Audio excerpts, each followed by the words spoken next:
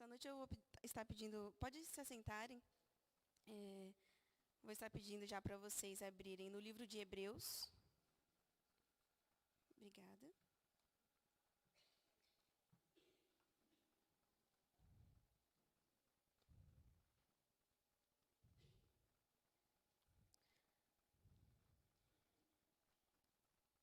Só um minutinho.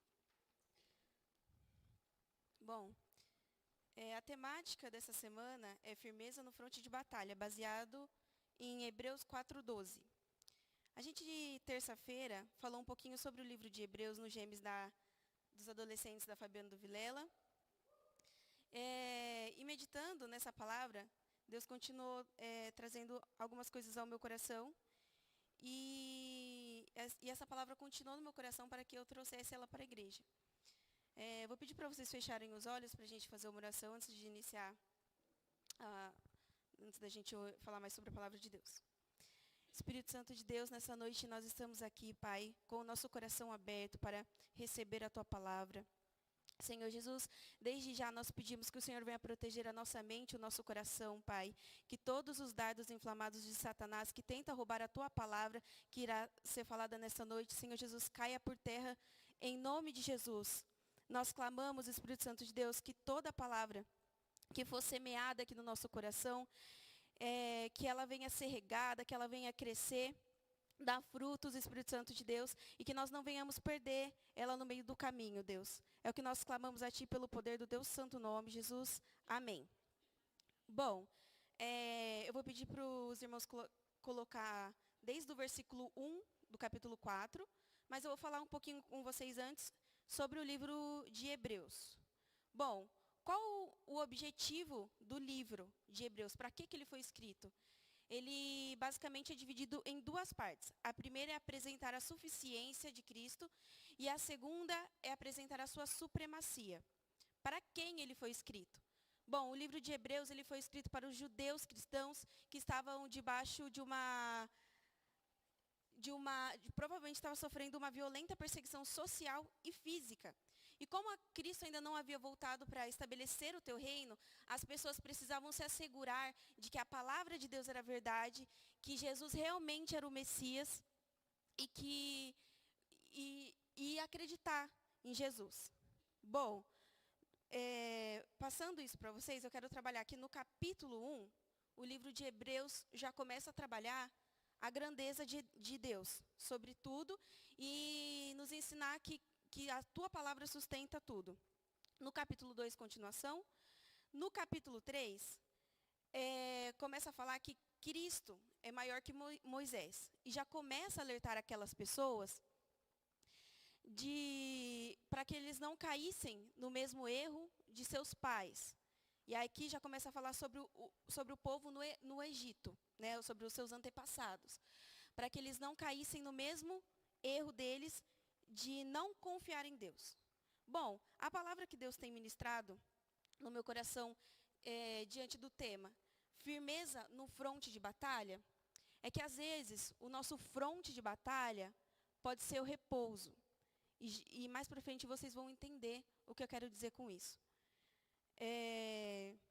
Muitas das vezes nós temos feito coisas com as nossas próprias mãos, achando que é Deus que está mandando fazer, achando que é Deus que está nos guiando nesse caminho. Quando, na verdade, é apenas as nossas próprias emoções, quando, na verdade, é os nossos próprios interesses. Eu tratei muito com os adolescentes, porque isso foi algo que Deus trabalhou muito no meu coração através dessa palavra. Às vezes, infelizmente, hoje nós vivemos em um sistema que ele é totalmente contrário à palavra de Deus. Nós vivemos em um sistema onde é vergonhoso a mulher se submeter ao homem que ela diz amar e ao homem que ela declarou amor eterno. É vergonhoso, mas não é vergonhoso ela se submeter a um homem que nem sequer tem um pingo de sentimento por ela, a um homem que mal sequer conhece ela, mas é um homem que vai pagar o seu salário no fim do mês. E esse homem é o seu patrão. Então, pessoas têm vendido os seus princípios por dinheiro. Porque nós sabemos muito bem que o dinheiro hoje em dia traz essa falsa sensação de que podemos tudo, essa falsa sensação de poder. Nós vivemos em uma geração onde os homens entregam sua masculinidade, deixam de ser macho, trocam os seus princípios para agradar as pessoas, com medo do que vão dizer. Nós vivemos em uma geração que as pessoas não se posicionam politicamente por medo do que os outros vão dizer em suas redes sociais. Eu vi um influenciador digital falando que, usando o discurso, existem cristãos que falam mais de política do que de Jesus. E eu fiquei refletindo, meu Deus. Essa pessoa, ela influencia vários adolescentes, vários jovens. E é aí que é o engano. E é aí que começa a entrar a nossa omissão.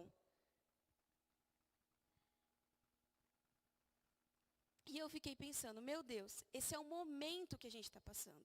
Esse é o momento. Se no momento que a gente está passando, a gente não pode falar sobre o assunto, quando iremos falar? Aí, aquelas pessoas que compram esse discurso, você pode ver que as pessoas que nem quando está fora desse momento também não falam de Jesus. E quando você publica algo falando de Jesus, um texto, uma foto, um vídeo, ela sequer clica na sua publicação. Ela sequer compartilha, ela sequer dá a mínima. Porque cai nessa falácia satânica. Que às vezes a gente acha, não é nada, não tem nada a ver. Tem a ver. Tem a ver. Essa semana, um podcast muito famoso saiu publicando aí um corte de 2 influenciadoras falando: ai, eu acho tal influenciador um bom exemplo para o meu filho. Aí você vai ver o cara pintando as unhas. Você imagina, gente, eu dividindo minhas maquiagens com o Samuel? Quem que quer casar com um homem desse jeito? Pelo amor de Deus. Sim. Então, a gente vive numa sociedade que elas estão podando os nossos homens e eles estão deixando. Porque a própria geração anterior, às vezes, não ensina o próprio filho a ser homem. Eu até comentei com as meninas aqui no Gêmeos. Não caia no engano e no desespero de namoro. Porque se as pessoas soubessem a seriedade que é um casamento, o evangelho não estava tão manchado por conta de problemas conjugais. Se as pessoas soubessem a seriedade que era um casamento, ou um namoro, não entravam em um namoro só para beijar na boca. Eu comentei com as meninas, eu falei assim, não caia nessa de entrar num namoro por paixão, porque como que você segue o homem que não sabe aonde ele quer chegar? Então, voltando aqui no capítulo 3, Deus já está alertando eles. Não caia no mesmo erro da sua geração. Pelo que eu estou vendo aqui, acredito que todo mundo sabe sobre a passagem do povo no Egito. Lá em Gênesis, foi falado para Abraão que o povo iria cativo há 400 anos, ia ser escravizado 400 anos, e depois ele libertaria o povo. E assim Deus o fez. Esse povo estava embaixo de uma promessa, embaixo de uma palavra de Deus. E esse povo, embaixo de uma palavra de Deus, não ainda conseguiu ser sustentada por ela. Mas não porque a palavra não era suficiente. Pelo contrário, era muito suficiente. Mas porque foram incrédulos. Não conseguiram repousar em Cristo. Não entenderam que o fronte de batalha naquele momento era confiar em Deus. Por isso. E a história hoje em dia se repete novamente. Hebreus, vou ler o versículo 9, 4, 9. Portanto, resta ainda um repouso para o povo de Deus. Aqui, por que eu falo que a história se repete? Porque aqui a gente está debaixo de mais uma promessa. Portanto, resta ainda um repouso para o povo de Deus. Então, neste momento aqui, a gente começa a compreender que o nosso fronte de batalha é repousar em Deus. Ah, Alexa, mas então eu não vou fazer nada? Eu não estou falando disso. Eu estou falando que mediante uma crise de ansiedade, esse vai ser o seu repouso. Eu estou falando para você que diante dos seus medos, esse é o seu fronte de repouso. Ah, eu não tenho que fazer nada? Não é que você não tem que fazer nada. aqui o que você tem que fazer. A gente tem que aprender a descansar na palavra de Deus. Porque se a gente, infelizmente, a gente é uma geração que tem muita informação. Eu não sei vocês, mas se eu fico muito tempo no celular, eu fico ansiosa, me dá crise de ansiedade. A gente estava discutindo no GEMES com os adolescentes, como é a nossa reação diante das batalhas, como tem sido. E mais uma questão que a gente levantou, sabe por quê? Às vezes a gente sofre tanto, primeiro porque a gente não ora, não jejua, não lê a Bíblia. Não somos sustentados pela palavra. De novo a história se repete. Estamos debaixo de uma promessa, não somos sustentados pela palavra, não porque por falta de suficiência, mas porque não buscamos ela, não lemos ela, não congregamos, queremos ir para uma batalha sozinha. Imagina que loucura, que loucura. Você ir para uma batalha, para uma guerra, você sozinho e todo um exército vindo contra você. Não é loucura isso? Isso é loucura. Porque muitas das vezes o exército de Cristo o exército de Cristo é a igreja. E muitas das vezes nós queremos ir para a batalha sozinho. Por isso que perdemos. Primeiramente, é claro que são todas essas coisas, oração, jejum, leitura bíblica. Mas muitas das vezes, queremos ir para uma batalha sozinhos. Ah, porque eu sou templo, se eu orar de casa ou da igreja, tanto faz, é igual. Não é igual. Não é igual. A vida é minha, o problema é meu. Na hora que o calo aperta, corre para a igreja. Na hora que o calo aperta, corre buscar ajuda. Mas a vida não era sua? Na vida boa? Porque na hora do problema tem que buscar ajuda. A vida é sua. Deus me perdoe, dá vontade de falar isso, mas não podemos, né? Então, nós estamos debaixo de uma promessa. E nós precisamos aprender a confiar, a repousar em Cristo. Os judeus, eles eram tentados a todo momento, os judeus cristãos, a voltar para o judaísmo. Eles eram tentados a todo momento, no século I, por conta da violência, por conta da perseguição que eles sofriam. Então, esse livro foi escrito com o intuito de animá-los, de assegurar que a palavra era real, é viva, é eficaz. Então, esse era o intuito dessa palavra. E hoje, temos ela na nossa mão, mas não buscamos nos assegurar disso. Eu estava conversando com os jovens e eu falei, sabe por que muitas das vezes isso acontece? Ainda até falei para eles, isso é uma coisa que vocês já ouviram falar muito. Muito. Até vocês enjoar. Eu tenho certeza que vai chegar uma hora que eles vão enjoar e eles vão falar, chega. Que é, a palavra de Deus, nós não entendemos que somos participantes dela. A gente olha para esse livro como mais uma história. E, na verdade, não é mais uma história. É a nossa história. Nós participamos disso aqui. Isso aqui é para nós. Ou muitas das vezes não acreditamos que o inferno é real. Por isso, nós vivemos levando tudo na brincadeira.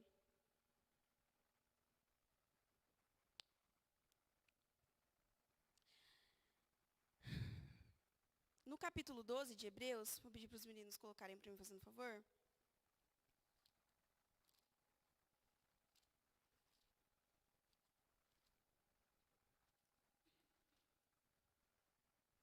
Vai nos mostrar o meio como deveríamos, né, perseverar em meio às provações, que é a mesma maneira como Cristo perseverou.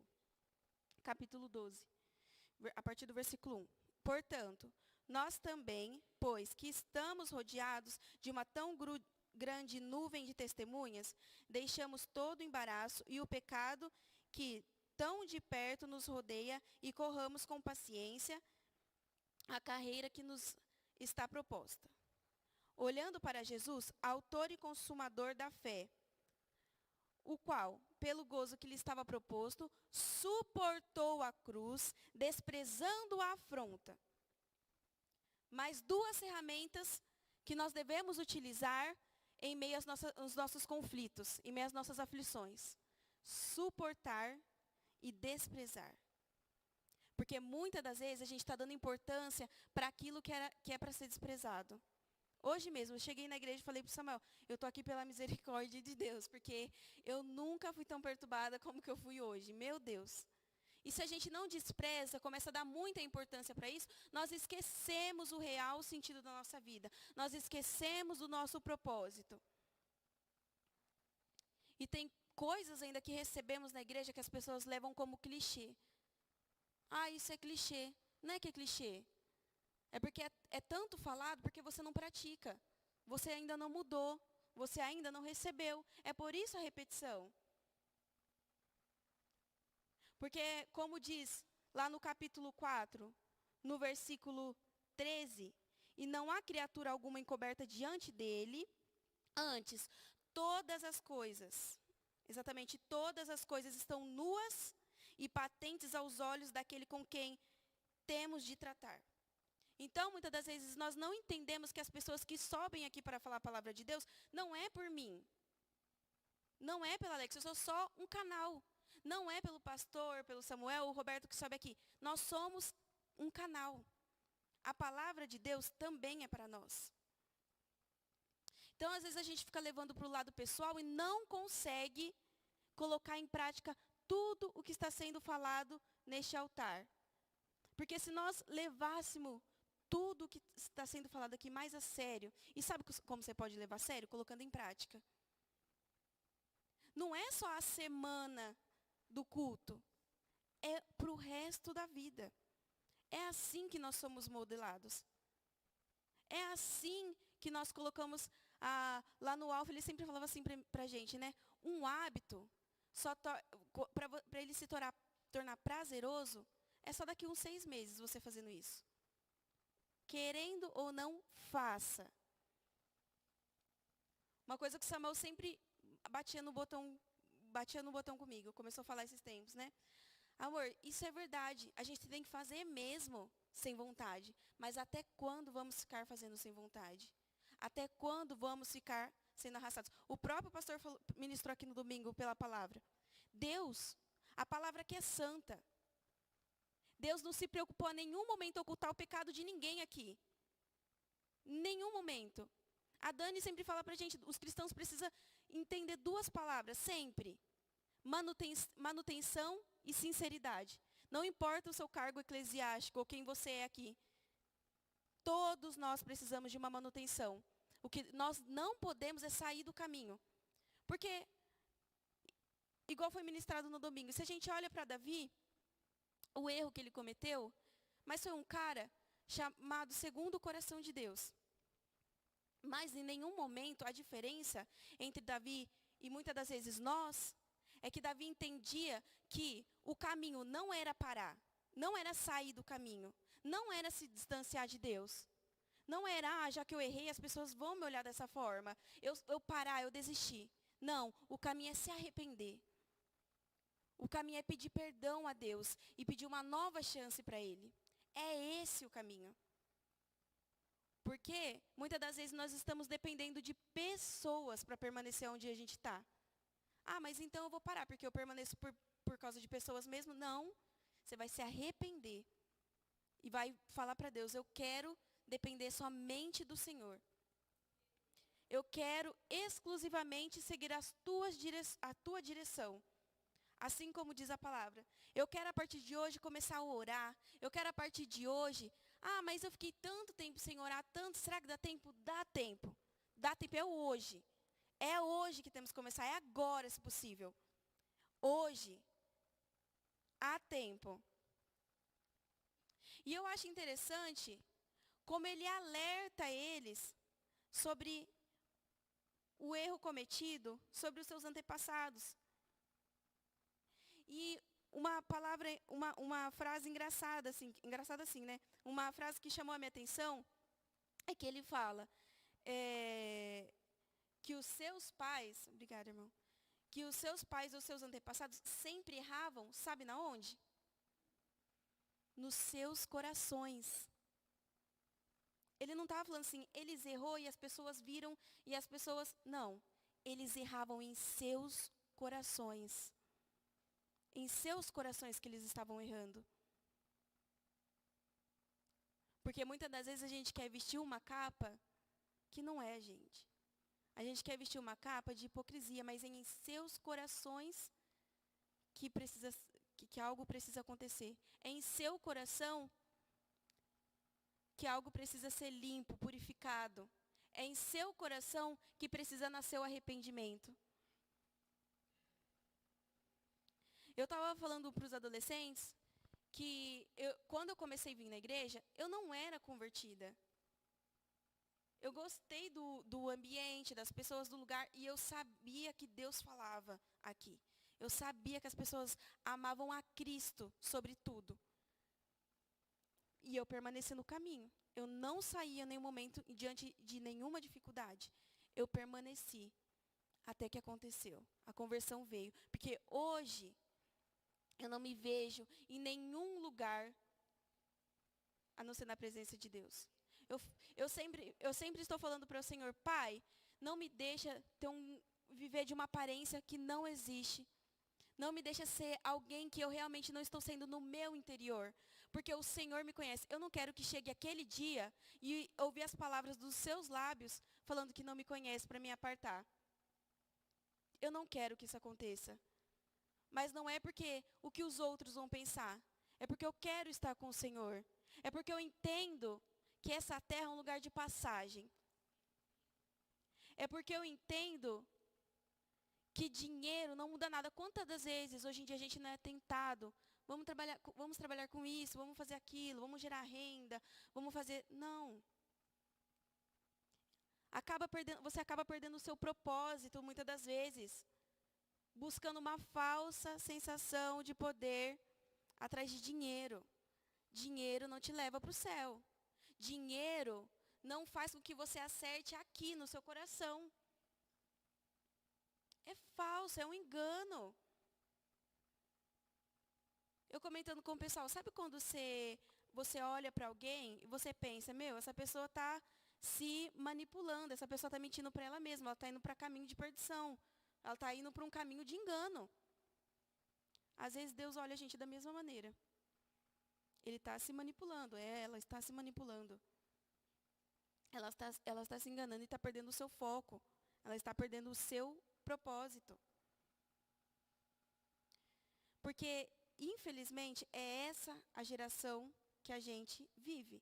Porque muitas das vezes a gente falamos dos adolescentes, mas os adultos também caem nesse erro de rede social. Nessa vida perfeita. Nessa vida rica de ostentação, de glamour.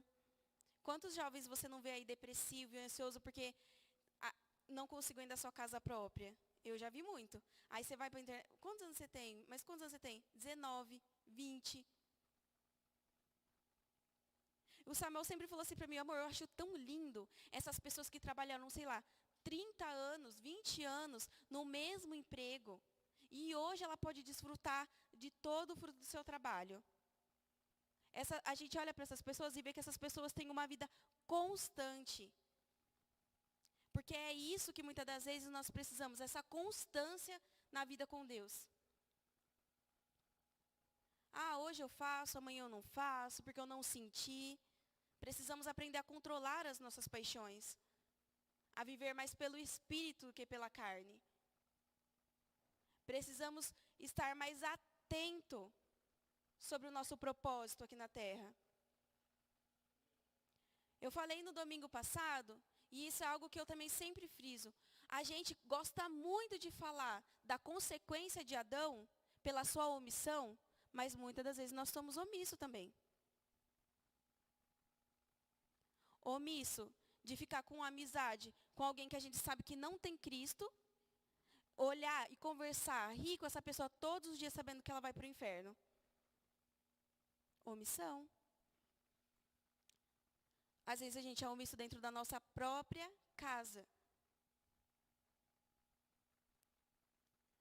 Eu nunca vi, não, minto, eu já vi sim, mas bem raro alguém falar assim, o que eu devo fazer para ser uma boa esposa? O que eu devo fazer para ser um marido melhor? Eu nunca vi ninguém falando, hoje eu vou ser sustentado pela palavra.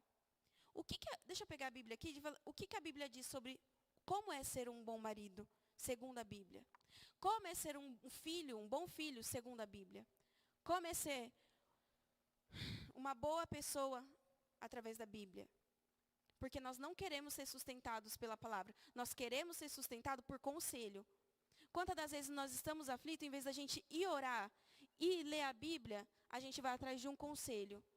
Porque a gente quer primeiro ouvir conforto de homens, não conforto de Deus. Porque nós sabemos que muitas das vezes o que a gente vai ouvir não é o que a gente quer, mas é o que a gente precisa. Não adianta, gente. Não adianta nós queremos ficar querendo a aprovação de pessoas. Não adianta. É loucura nós ficarmos correndo atrás disso. É loucura a gente ficar vivendo só para essa vida. O Samuel colocou a frase aqui, não sei se foi do Charles Spurgeon. Você colocou amanhã, amanhã, amanhã, e esse amanhã nunca chega. Acho que é no livro de Tiago mesmo, que fala que é loucura nós ficarmos fazendo planos, sendo que nós não sabemos o que irá acontecer no dia de amanhã, porque a gente não sabe. Às vezes, até, quando vem a perseguição, nós retrocedemos na nossa fé genuína. Nós precisamos aprender a ser pessoas constantes, não somente na oração, jejum e leitura, mas às vezes até no nosso princípio. Não vou me posicionar não, porque essa pessoa não vai gostar, essa pessoa não vai querer, e é assim. Comprando a ideia maligna de que ser omissos é ter um tempo de paz. Sendo que nessa terra a gente nunca vai ter paz, é daqui para pior. Se a gente acha que está difícil, é daqui para pior. Então, hoje eu quero trazer para vocês que nós estamos embaixo de uma palavra. Que ainda há repouso para nós. Ainda há repouso, mas nós não podemos cometer os mesmos erros que já foi cometido. Nós não podemos mais errar no nosso coração. Nós precisamos entender que hoje Deus está falando para nós que o nosso fronte de batalha, muitas das vezes, é confiar nele. Porque o povo lá no Egito, em meia aflição, não conseguiu confiar. Não conseguiu confiar que Deus ia prover, que Deus ia sustentar. E eles estavam debaixo de uma palavra. E espero que hoje nós não estejamos embaixo de uma palavra e cometemos o mesmo erro que aquelas pessoas cometeram. Achando que é brincadeira. Nós precisamos começar a ter temor, respeito, reverência pela palavra de Deus, que é algo que se perdeu muito. Mas isso, quantas das vezes eu falei, gente, tudo bem a gente brincar, a gente ser alegre, mas esse negócio de brincar muito com a palavra, brincar muito com a Bíblia, não é para mim. Porque chega uma hora que você acaba perdendo a reverência. Tem gente que não sabe dosar. Mas não tem nada a ver. Tem a ver. Tem a ver, porque as coisas vêm assim. Vem no pequeno, quando vai ver já tomou o seu coração. Já tomou a sua casa. Sabe, aquele sonho que o Samuel contou que eu tive? Eu fiquei muito... durante aquela semana eu fiquei pensando. Porque eu lembro que no fim do sonho, depois daquela... para quem não estava aqui, o sonho foi assim. A gente estava aqui numa construção da igreja, e aí chegou na hora de ir embora, o pastor André entrou no carro e falou assim, não, agora eu vou dirigir esse carro. E quando chegava ali na rotatória da Santa Fé, a gente não conseguia prosseguir no caminho, porque sempre que a gente ia aí, voltava um caminhão e nos balançava, e a gente saía do caminho. E aí eu gritava para as pessoas, gente, como ele está nos empurrando para a direita, a gente força o nosso corpo para a esquerda, e assim a gente vai conseguir com que esse carro permaneça no caminho. E poucas pessoas se esforçavam para que esse carro ficasse no caminho. E quando chegamos até o nosso objetivo, que a gente foi olhar para o carro, a gente falou, a gente precisa pegar o alimento que estava aqui dentro, e não tinha mais nada. E aí eu falei assim, olha, o caminho acho que ficou para trás, vamos voltar para buscar, eu e mais alguma pessoa. E quando chegou no lugar onde estavam os alimentos, eu falei para o pessoal, vai jogando aqui dentro da minha mochila, vamos jogar dentro da mochila e vamos levar, que o pessoal precisa. Daí a pessoa virava para mim e falava assim, mas você tem certeza? Você tem certeza que você vai querer se arriscar levando essa comida? Porque você já viu a luta que foi para a gente permanecer no caminho de carro. E você sabe que eles não vão deixar a gente passar com esse alimento. E no sonho eu acordava, e começava a contar. Eu sei o que significa isso. O carro é a igreja. Eu falava, o alimento é a palavra. Tem gente que está custando para ficar no caminho. E quando fica, deixa o alimento para trás. E quando se levanta alguém e fala, não, eu vou lá buscar, eu vou levar a comida para essas pessoas. Surge desencorajamento. Nós estamos numa geração que a gente não tem zelo nem pela nossa própria nação.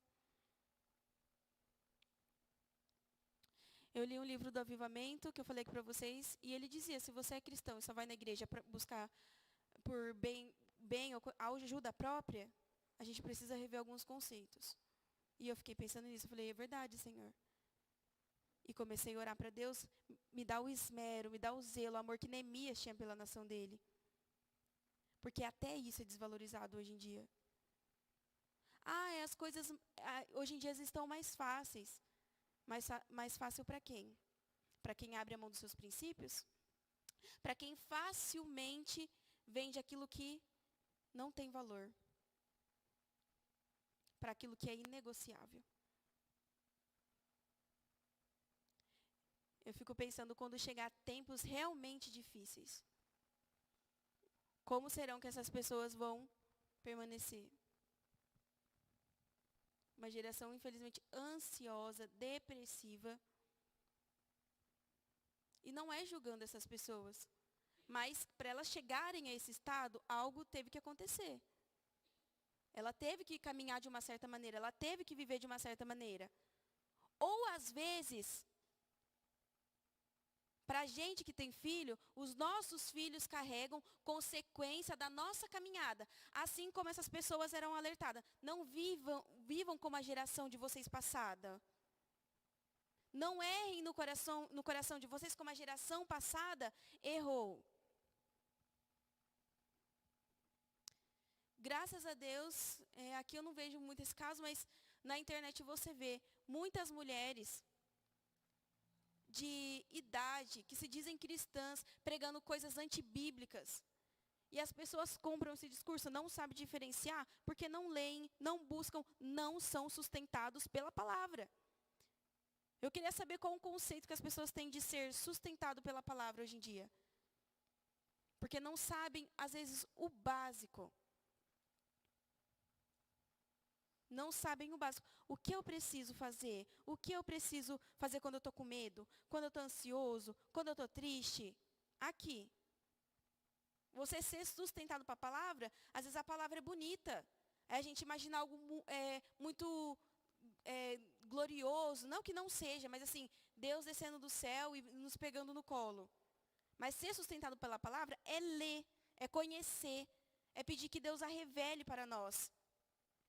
Não adianta, eu sempre estou falando muito aqui com os adolescentes, que nós não venhamos ser apenas conhecedores. Eu quero ler porque eu quero ficar inteligente, eu quero debater, eu quero ter argumento.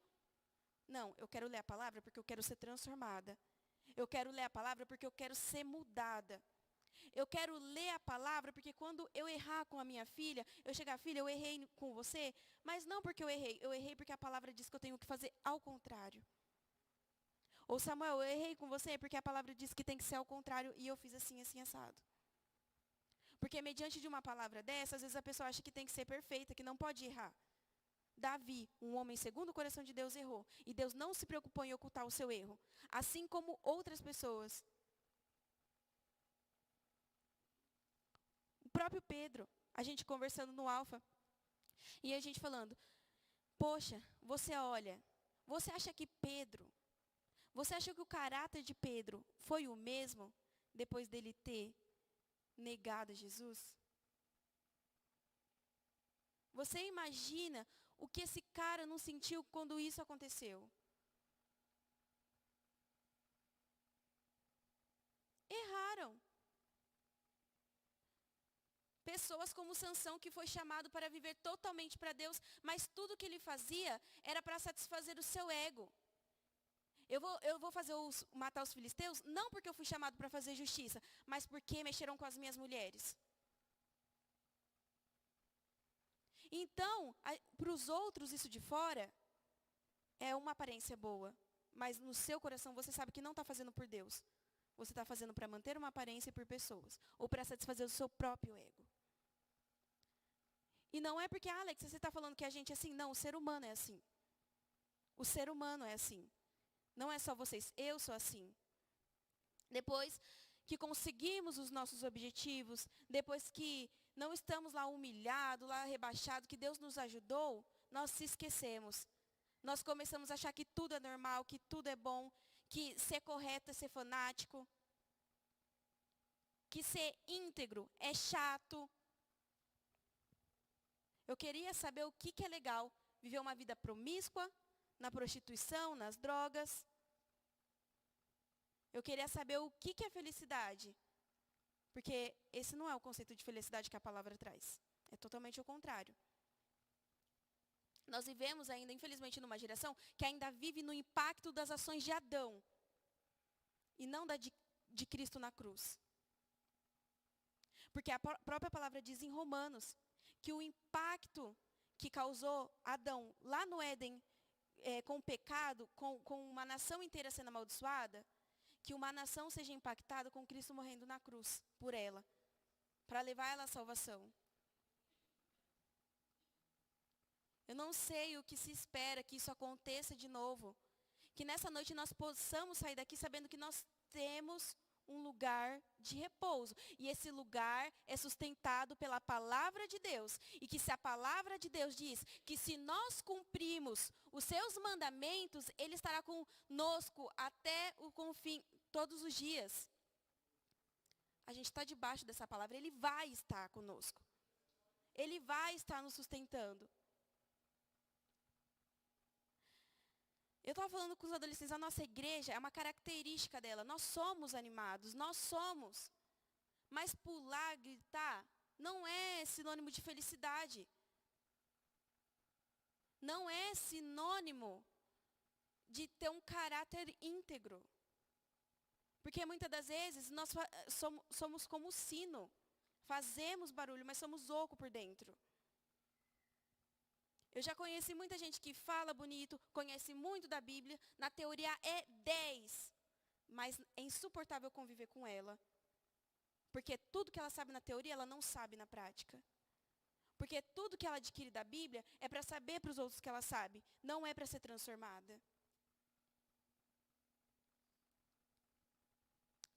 Então, que nós possamos compreender que nós somos participantes e, acima de tudo, praticantes da palavra de Deus. Que nós possamos buscar mais dela, não para que nós venhamos apenas saber, ser mais inteligente, ser encher de conhecimento, mas pouca prática.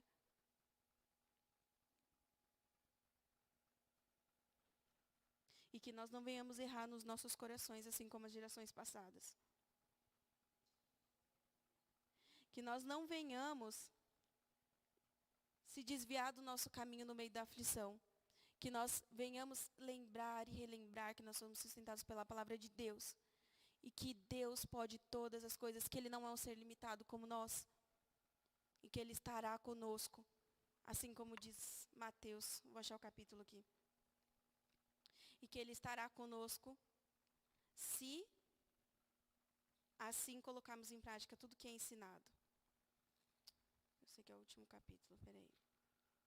Não ficar só nas minhas palavras, mas sim sermos sustentados pela palavra dele até nisso.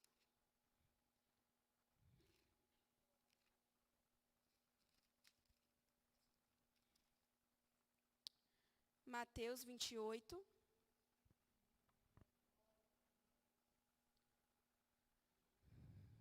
Versículo 20. Ensinando-as, guarda todas as coisas que eu vos tenho mandado. E eis que estou convosco todos os dias até a consumação do século. Amém? Mas ele estará com quem?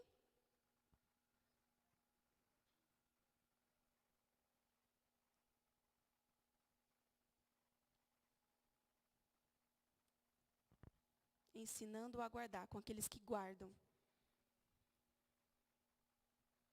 com aqueles que guardam os seus mandamentos e o praticam, tá? Com esse sim. Que nós venhamos despertar a nossa consciência que não adianta, muitas das vezes, você conhecer, mas não praticar e ainda depois querer a provisão de Deus. Ah, mas Deus não me socorreu no momento que eu precisava, Deus não me ajudou, mas você praticou? Você estava debaixo dos seus mandamentos? Você estava debaixo dos seus princípios? Você foi sustentado pela palavra? Você entrou no lugar de repouso que Ele tinha para você? Muitas das vezes os nossos problemas são menores do que imaginamos. Só que a gente está dando a importância para as coisas erradas, para o propósito errado, para a palavra errada, que é a palavra do homem, não a palavra de Deus. Estamos sendo sustentados por palavra de homens. Porque é óbvio que você tem que vir aqui, os dias de culto, ser alimentado. E somos alimentados de uma coisa que a gente não pode reclamar. Não sei quem que eu estava conversando. Se uma coisa que a gente não pode reclamar, que a gente não tem alimento nessa igreja. É uma coisa que a gente não pode reclamar. Que a gente não tem alimento aqui. Nós somos alimentados. Só que não adianta a gente ir para casa e não ir direto na fonte. E não ser alimentado diretamente da palavra. Que essa noite nós possamos compreender isso. Que nós não venhamos retroceder na nossa fé genuína. Por conta de opressão, medo, ansiedade, perseguição. Que nós não venhamos retroceder. Porque a palavra de Deus é quem vai nos sustentar. E se Deus prometeu, Ele cumpre. E se Deus prometeu, Ele cumpre. Então que a gente possa entrar nesse lugar de descanso. Porque se a palavra dele está dizendo, há um lugar de descanso. Ele estará conosco. Ele estará. Mas nós precisamos confiar nele. E é no meio da aflição. Eu vou trazer para vocês a ministração sobre caráter, mas tem um módulo que fala. É na aflição. É no meio do problema. É na hora do nervoso que você conhece o caráter de uma pessoa. É nessas horas. Porque nós tendemos a confundir caráter com erro. Pessoas que têm caráter erram. E nem por isso deixam de ser pessoas com caráter íntegro. O próprio Davi, como a gente já falou várias vezes, um homem segundo o coração de Deus, errou. Mas ele entende que se eu quero continuar com o meu caráter íntegro, é na palavra dele, é no arrependimento que eu vou me sustentar. É essa palavra que eu tinha para trazer para vocês. Espero que possa edificar o coração de vocês, porque o meu edificou bastante. Amém?